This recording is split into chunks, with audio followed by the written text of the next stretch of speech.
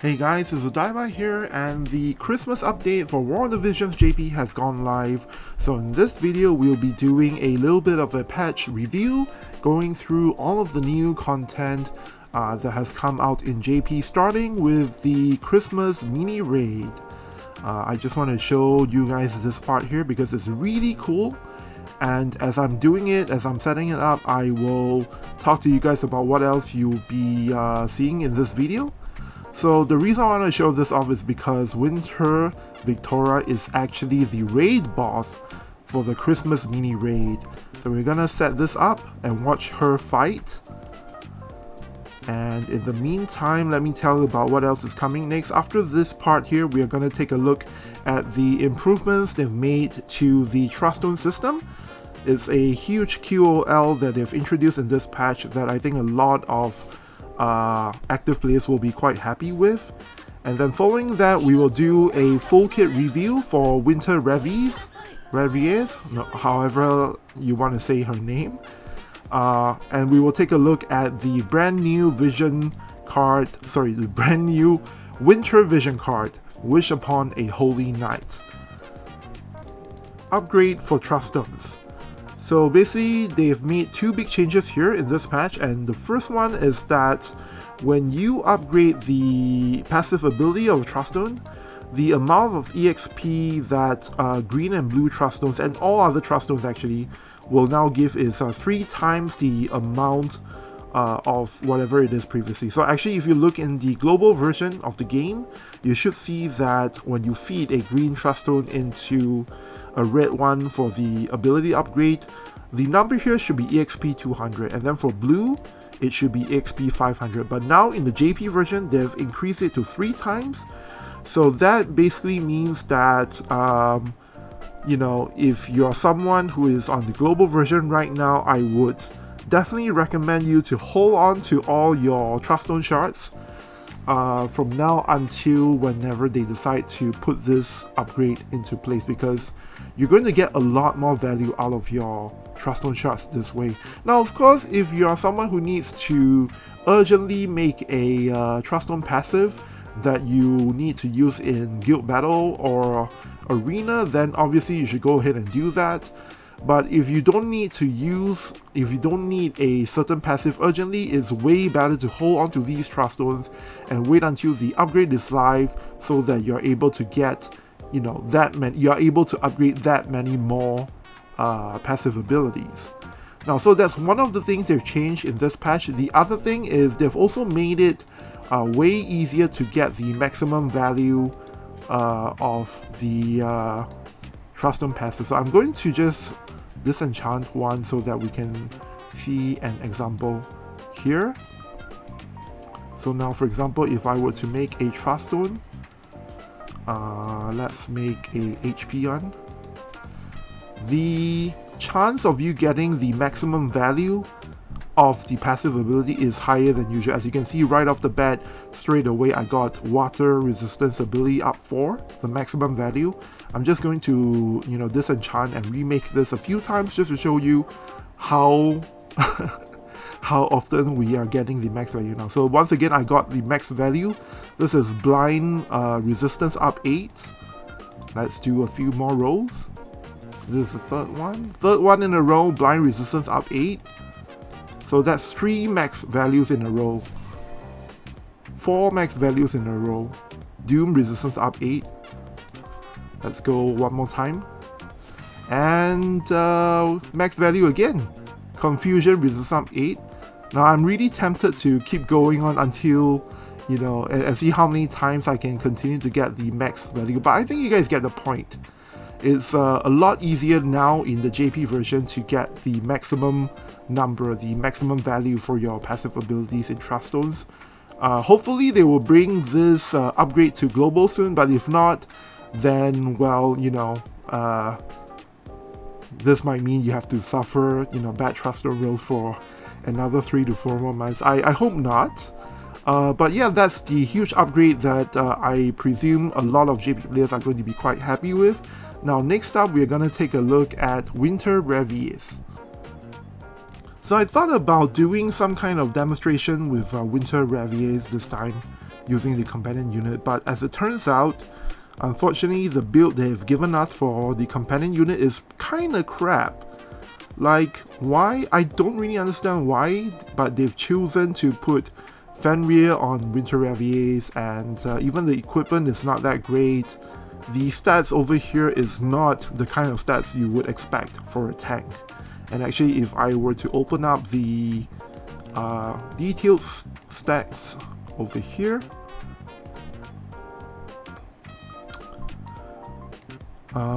the important thing to look at on this screen is the fundamental stats, the basic stats over here.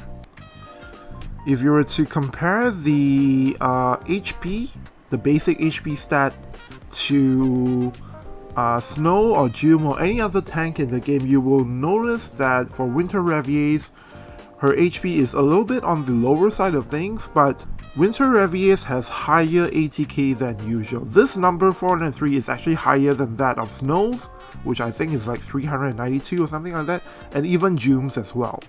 So clearly, looking at the stats, it should give you an idea. She's really not meant to be a tank, and I think her role is more of a bruiser, a pretty tanky bruiser at that, who has pretty high pierce attack resistance and missile resistance. The 15% magic resistance, you can pretty much ignore that because I believe that comes from Fenrir, the Esper. So it's added on, normally it's 0%. But looking at the stats over here, actually it's easier if I show you guys the stats in Rotive Calc, since it's all there already. But even though the HP is lower, she still does have pretty good damage resistances, as well as status ailment resistances, 50% charm resistance, 50% sleep resistance, as well as 10% disable resistance. So that should give you a clue that she is really more of a bruiser type. But if we go on to look at the skills, it becomes really clear. Her main support ability is something called Great Knight Lore, and this will give you 36% ATK up on Winter Raviesse. So that basically translates to 144 ATK up, based on her fundamental stat of 400 ATK. And then on top of that, her defense penetration by default is 50%. With Truststones, you can easily get the number up to 70%, and then if you combine it with her limit burst, which adds 30 more defense penetration, that's essentially 100 defense penetration. Now, you do need the limit burst to be activated for you to get to 100, so most of the time you'll be running around with 50 plus 10 defense penetration, total of 60 defense penetration, but that's still a lot of damage we're talking about here, especially for a unit that is that everybody thought is probably going to be a tank. Okay, next up we have the main job skills. Actually, I think I'm gonna jump around a bit so that I can better explain to you guys why Winter Raviesse is not really meant to be a tank. So first, we need to define what qualities make a unit suitable to be a tank. There are basically three main things we look for. The first thing is there any kind of hate generation? And for Winter Raviesse, she does have hate generation, but only one source of it, which is in the Paladin, over here under Attract Blade. She has two casts of this one skill that can increase her chance of getting targeted by 12. Only two casts, that's the huge problem for me, you know, if you want to use Winter Raviesse as a tank. I thought that this number would have been higher. Actually, if I'm not wrong, for was it Kill Phase main job, they actually recently upgraded the Attract something move to be 3 casts. So I think in the future, more than likely, Paladin is going to get a job upgrade to get this Attract Blade, the number of users increased from 2 to 3 possibly. But for now, it's definitely not good enough if you want to use Winter Raviesse as a tank. So because first of all, she has zero innate hate from her passive, from her master ability, nowhere at all. Let me just double confirm that's the case in case I read it wrong. Yep, Master ability, no hate generation. Dream ability, no hate generation. So the only way you're going to get units to target her is to use this move here, Attract Blade, and you can only use it twice. That's not good at all. And of course, alternatively, you could use a vision card, or you could use the Producer's Bow Tie, but you know, that in itself has its own drawbacks as well, so I'd rather not resort to those means. For now, for hate generation, that's one count down really. That's one reason why she's not really a great tank. Because she's not really meant to be a tank. Now, if you don't have hate generation on your tank, you could still use the unit as a great tank if it has, for example, great mobility. Like in Snow's case, Snow also does not really have hate generation. He does have innate hate. He does start off the match with 12 hate on himself, and then the number just goes down and down. But the thing about Snow is he has great mobility, like move 4, and I forgot what the jump number is. But the point with Snow is that you can easily get Snow to rush ahead out to the battlefield in front of all the units it's supposed to protect, so that the enemy team is forced to target Snow. But with Winter Raviesse, unfortunately, she's a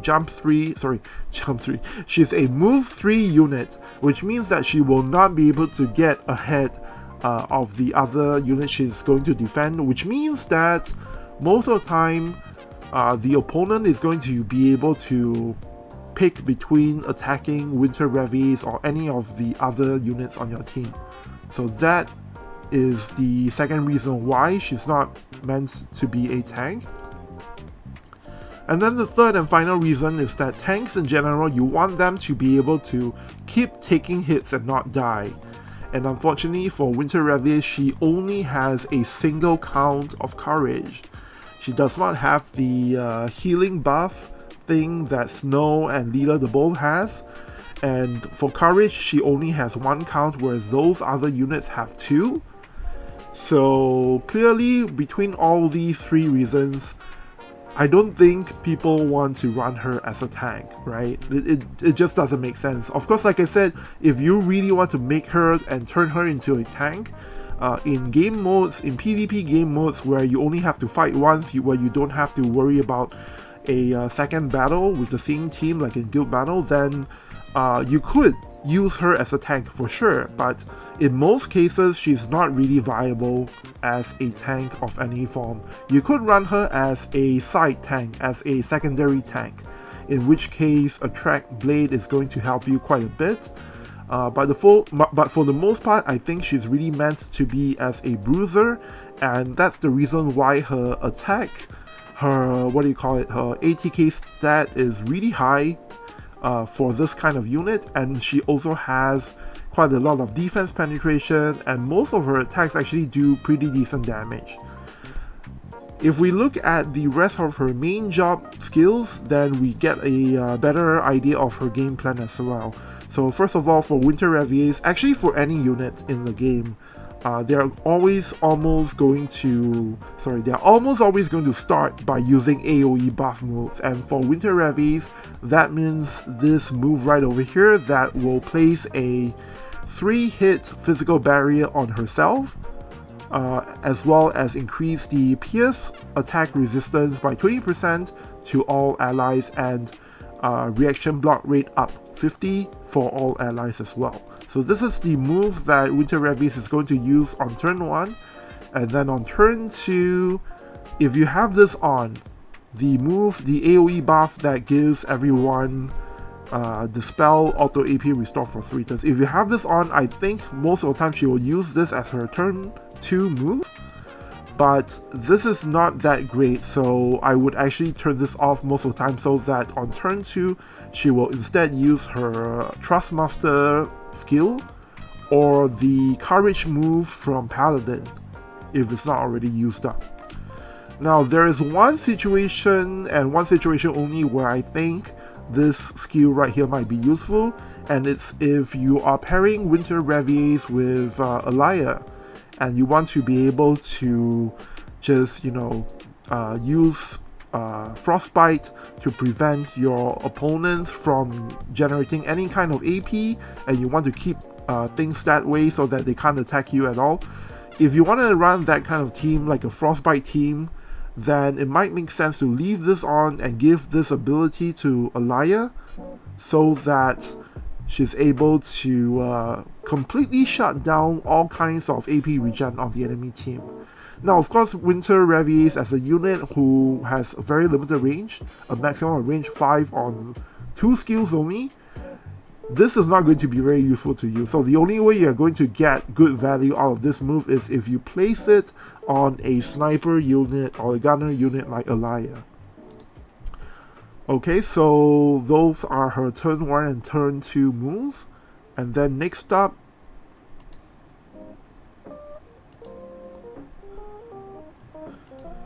on turn 3, most of the time she is within attack range and getting ready to attack.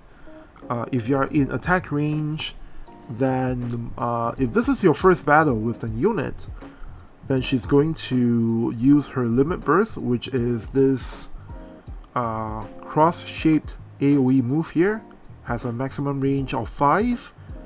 And I'm sorry this part here is cut off, but I'll just read it out to you. This limit burst will give 30 defense penetration for 3 turns to Winter Raviesse.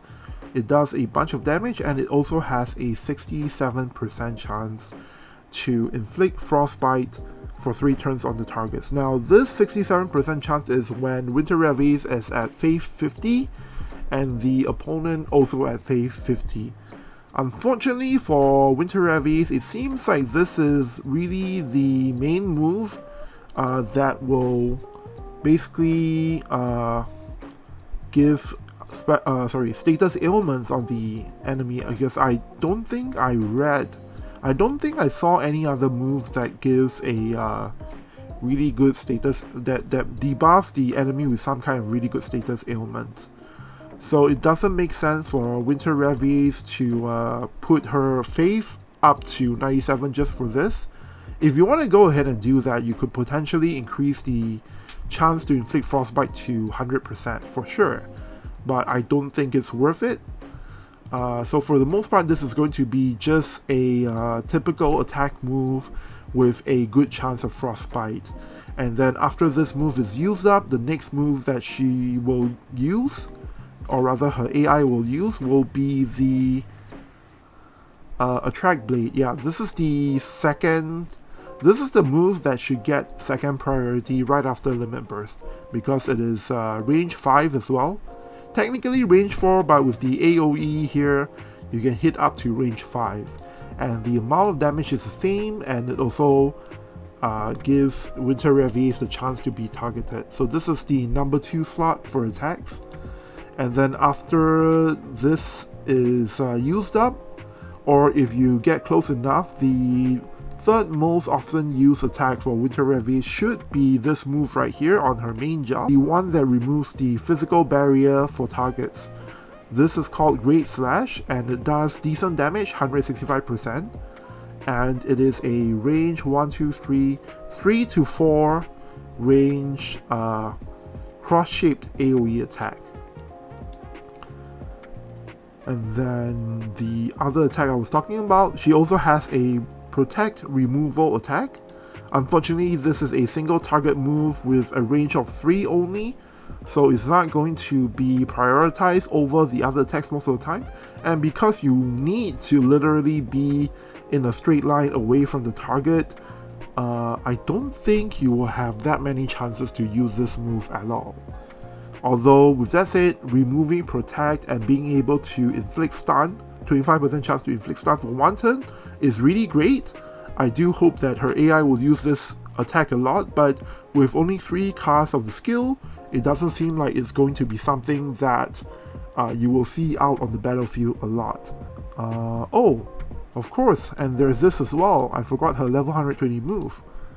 This is actually a range 4 single target attack that will remove courage and decrease AP on the target, and simultaneously restore some AP to Winter Raviesse. So apologies, it looks like this move here called Vertical Cut, this is the move that will get prioritized over the Protect Removal move. because it's further range, because it does more damage, I think. No, it does about the same damage. And most importantly, it removes courage on the opponent.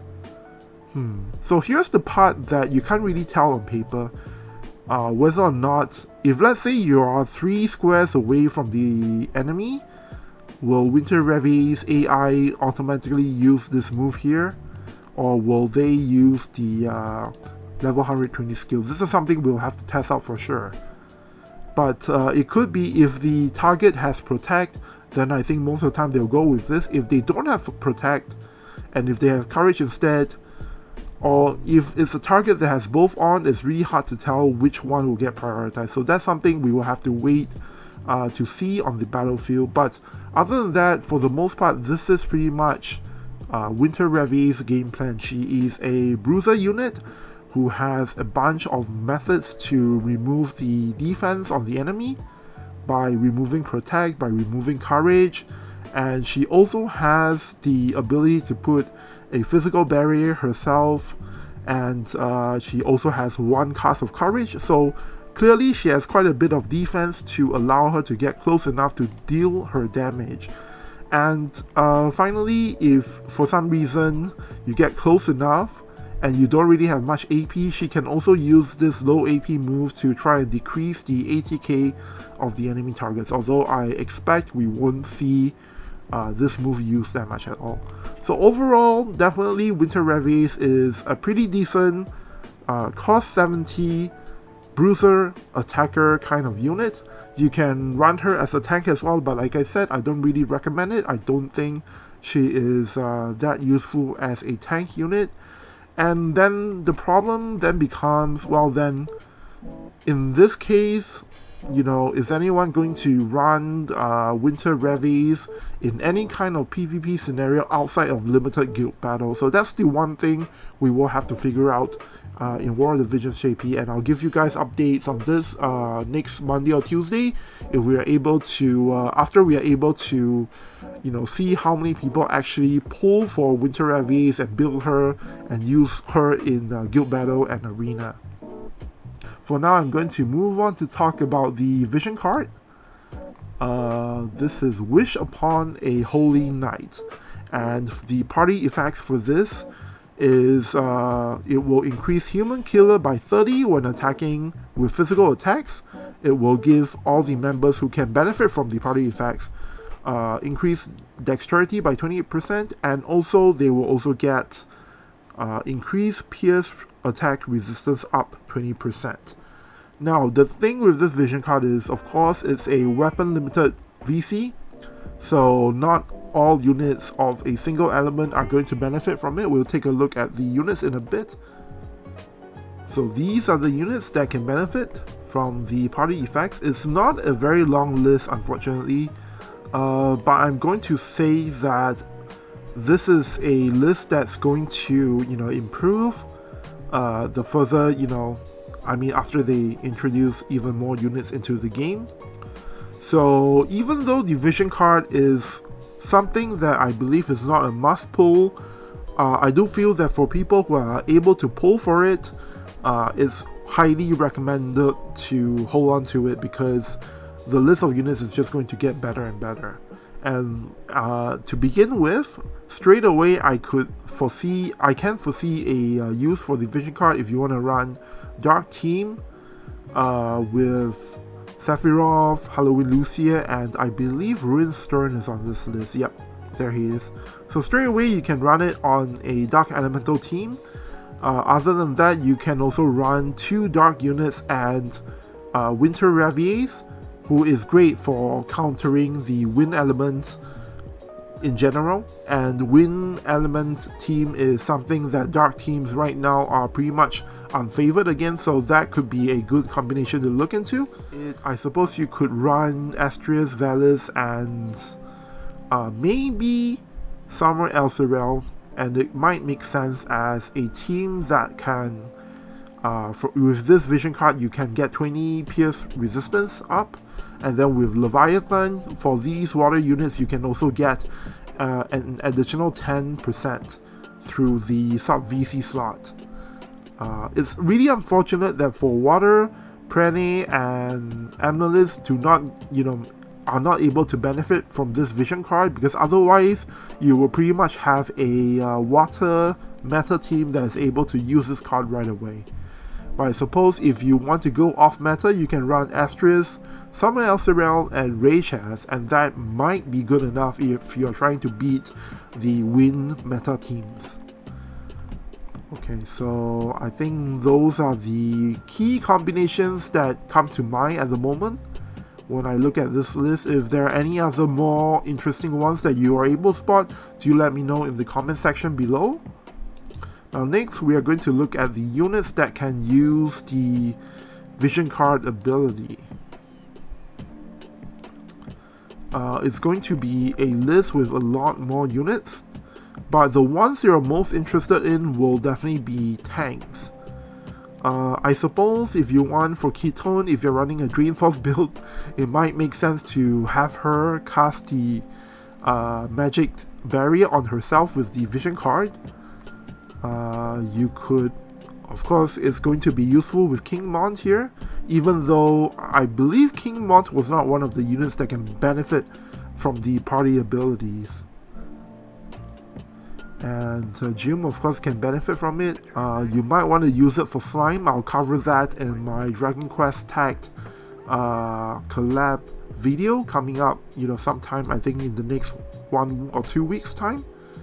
Gonna talk to you guys about, everything to know for the Dragon Quest tagged collab. And I think that's pretty much it, right? Once again, this is something that, straight away I may not be able to think of the really great use cases for it. Maybe Elserel might be able to use it, I'm not sure. But if you're able to think of any other really good combinations for the Vision card ability, do let me know in the comments below. Alright, so that's basically it for the Vision card. I'm going to say, like I said earlier, really my conclusion is that this is not a must-pull Vision card, but if you're able to spare the visual for it, it's definitely worth just pulling the Vision card and holding on to it for future proofing, because this is a card that comes back only once a year, and you don't want to be caught in a situation where you really need the card, but you have to wait until the next Christmas to be able to pull for it again.